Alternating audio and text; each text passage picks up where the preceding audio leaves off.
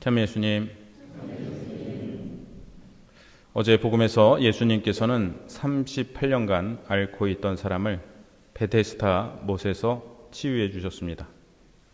그런데 그날이 안식일이었기 때문에 유다인들의 박해가 시작되었습니다.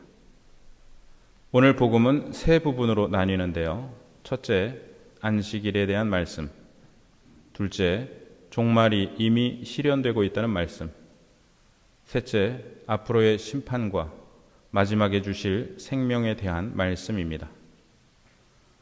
첫 번째로 예수님께서는 안식일에 대해 말씀하시며 내 아버지께서 여태 일하고 계시니 나도 일하는 것이다 라고 하십니다.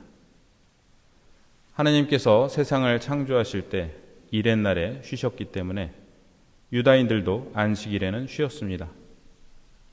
그런데 안식일에도 사람은 태어나고 죽습니다. 이것은 하느님께서 안식일에도 일을 하고 계시다는 뜻입니다.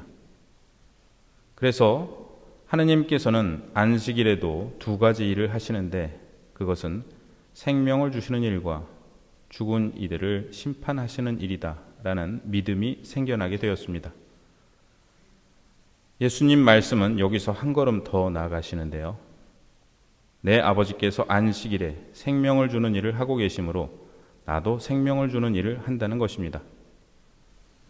예수님께서는 하느님을 내 아버지라 부르실 뿐 아니라 하느님께서 하시는 일과 당신이 하시는 일을 같은 선상에 놓으십니다.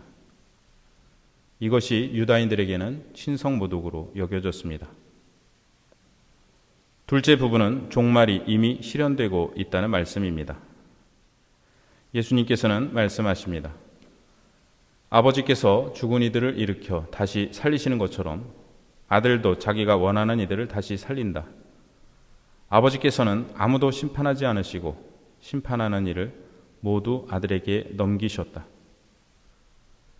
여기서 예수님께서는 하느님 아버지께서 안식일에도 하시는 두 가지 일, 즉 생명을 주시는 일과 심판하시는 일을 아들에게 맡기셨다고 말씀하십니다. 이어서 죽은 이들이 하느님 아들의 목소리를 듣고 또 그렇게 들은 이들이 살아날 때가 온다. 지금이 바로 그때다라고 말씀하십니다. 여기서 죽은 이들은 영적으로 죽은 이들을 가리킵니다. 이들이 예수님의 목소리를 듣고 살아날 때가 오는데 지금이 바로 그때라는 것입니다. 셋째로 예수님께서는 앞으로의 심판과 마지막에 주실 생명에 대해 이렇게 말씀하십니다. 무덤 속에 있는 모든 사람이 그의 목소리를 듣는 때가 온다. 그들이 무덤에서 나와 선을 행한 이들은 부활하여 생명을 얻고 악을 저지른 자들은 부활하여 심판을 받을 것이다. 이어서 나는 듣는 대로 심판을 따릅니다. 그래서 내 심판은 올바르다.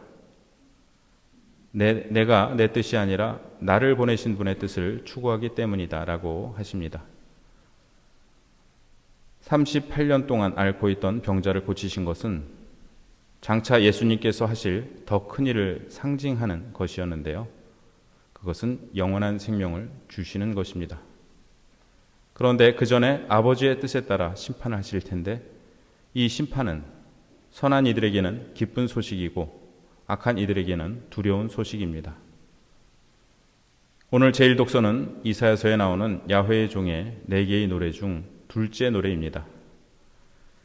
하느님께서는 당신 종에게 말씀하십니다. 내가 너를 빚어내어 백성을 위한 계약으로 삼았으니 땅을 다시 일으키고 황폐해진 재산을 다시 나누어 주기 위함이며 갇힌 이들에게는 나와라 하고 어둠 속에 있는 이들에게는 모습을 드러내어라 하고 말하기 위함이다. 여기에서 종은 예수님을 상징합니다. 예수님께서는 좌절에 갇힌 이들에게 나와라 하고 절망의 어둠 속에 있는 이들에게 모습을 드러내어라 라고 말씀하십니다. 궁극적으로 연옥에 있는 영혼들에게 이 말씀을 하실 것입니다. 하나님께서는 말씀하십니다. 여인이 제 젖먹이를 잊을 수 있느냐? 제 몸에서 난 아기를 가엾이 여기지 않을 수 있느냐? 설령 여인들은 잊는다 하더라도 나는 너를 잊지 않는다. 어머니는 제 몸에서 난 아기를 절대 잊지 않습니다. 하물며 하느님께서 우리를 어떻게 잊으신다는 말씀입니까? 하느님께서 우리에게 주시는 위로와 희망은 궁극적으로 영원한 생명입니다. 예수님께서는 이 영원한 생명을 하느님께서 이미 우리에게 주고 계시다고 말씀하십니다. 우리가 지금 예수님의 말씀을 듣고 누리게 되는 은총의 삶은 하늘나라에서 누리게 될 영원한 삶의 시작이 됩니다. 유다인들은 왜 하느님의 사랑은 본받지 않고 하느님의 안식만 본받으려 하며 안식일 법을 고집했을까요? 왜 하느님의 의로우심은 본받지 않고 하느님께서 쉬셨다는 사실만 본받으려 했을까요? 그들에게 하느님은 사랑과 의로우심이 아니라 율법이셨기 때문입니다. 법을 이리저리 해석하며 자신들의 특권과 욕망을 추구했지만 하느님은 그들이 해석해 놓은 법에 따라서가 아니라 의로움에 따라 심판하십니다. 하느님의 사랑과 의로우심을 갈망하고 있는 우리에게 주님께서는 말씀하십니다. 이 말에 놀라지 마라. 무덤 속에 있는 모든 사람이 그의 목소리를 듣는 때가 온다.